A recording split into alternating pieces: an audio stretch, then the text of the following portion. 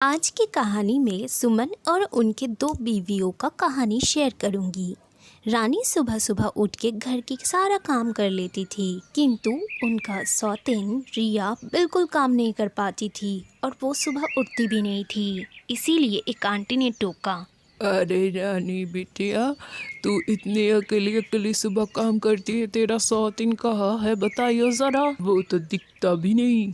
Aunty जी की ये बात सुन के रानी काफ़ी अचंभित हो गई और वो कुछ कहने से पहले आंटी जी कहने लगी, एक तो घर पे दो दो बहू लेके रखे हैं, दूसरी तो काम करती नहीं है, सारा जोर अकेले के ऊपर पड़ती है। ना आंटी जी, ऐसा बात नहीं है। वो नई आई है, इसीलिए मैं उससे काम नहीं कराती हूँ। और अभी नहीं है, कल पुरानी हो जाएगी तो काम करना ही पड़ेगा ना। अब वो धीरे धीरे सीख रही है। रानी की ये बात सुन के आंटी जी चली जाती है वहाँ से, क्योंकि आंटी जी को पता है ये गलत है। खैर आंटी जी तो सही बात कर रही है। हाय मेरा सुंदरी रूप की रानी, उठ जा, कैसे सो रही है, बहुत देर हो गए। हाँ, तुम तो अभी मेरी नींद पे भी नज़र डाल दो।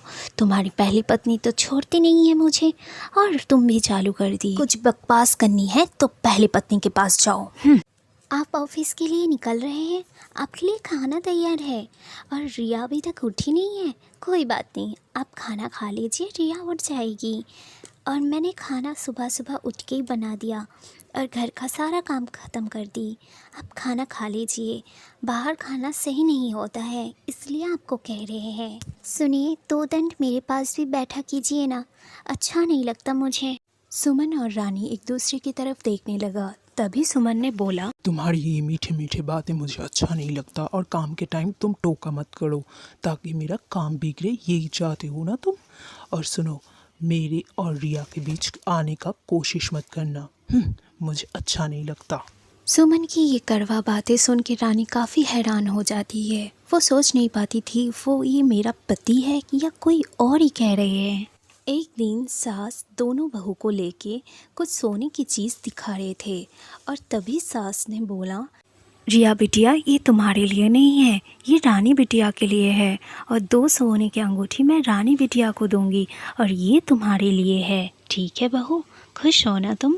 हाँ, खुश जिसको होना है वो ही खुश होगी, मैं वाले क्यों खुश हो जाऊँ। रानी बिटिया, ये तुम ले लो, मैंने जिसको जो दिया वो लेना ही पड़ेगा, अगर नहीं लेना है तो मेरे पास ही छोड़ दो। रिया वहाँ से गुस्से में चली जाती है और कुछ भी नहीं कहती है। एक दिन रात को रिया ने आराम से आके रानी को छत से जोर से धक्का दिया और तुरंत ही रानी नीचे गिर गई। रानी उस टाइम जिंदा नहीं रह पाई क्योंकि इतनी ज़ोर से उसे चोट आया ताकि ना लौटने की देर से वो कभी ना लौट पाई। दूसरी तरफ रिया बहुत खुश हो रही थी अपने आप। अरे तुम अभी तक सो रही हो, रानी होती तो सारा काम कर लेती। जाओ ना फिर, रानी को ही ले आओ, मुझे क्यों कह रहे हो।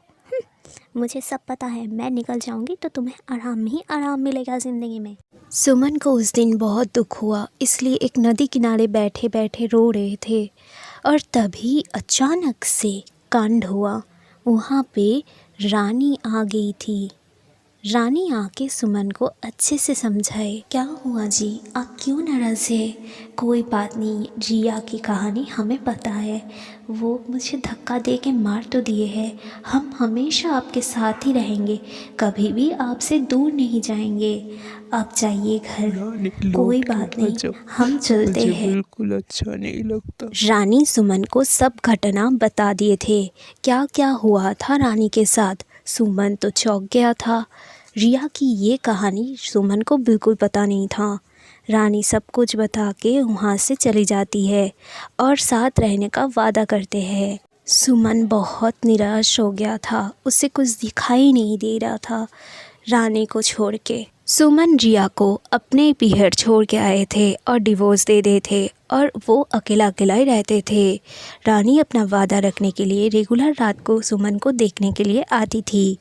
हो सके यही प्यार है, जो लोग हमारे साथ रहते हैं वो चले जाने के बाद ही पता लगता है कितना कीमत है, जब रहते हैं तब उसका मूल्य नहीं पता होता।